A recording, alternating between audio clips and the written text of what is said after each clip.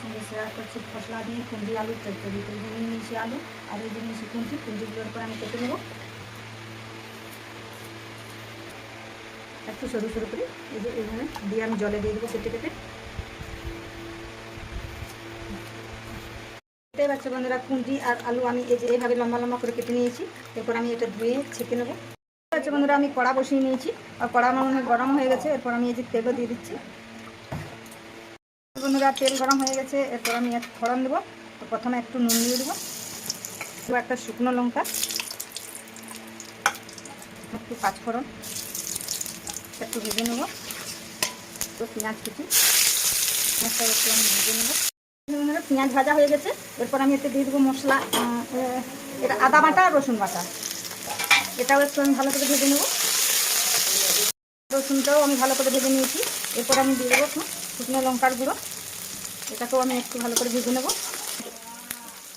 এরপরে কেটে রাখা কুঁদরি আর আলুটা দিয়ে দেবো। এটাকে আমি ভালো করে ভেজে নেবো। এই যে দেখতে পাচ্ছি বন্ধুরা, এটা আমি ভেজে নিয়েছি। কারণ আমি এরপর এটাই নুন দিতে হবে, তাই জন্য আমি পরিমাণ মতো নুন দিয়ে দিলাম। আর হলুদ দিতে হবে, হলুদও পরিমাণ মতো দিয়ে দিলাম। দিয়ে এরপরে এটাকে ভালো করে একটু নাড়াচাড়া করে নেবো।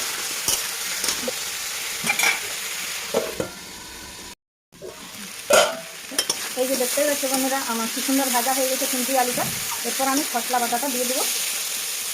এই যে বেঁচে রেখেছি খসলা, এটা এরপর আমি দিয়ে দেবো, নাড়া করে নেবো।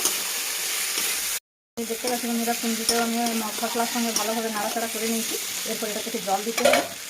এটা যে খসলা আমি বাটা জলটা দিয়ে দিলাম।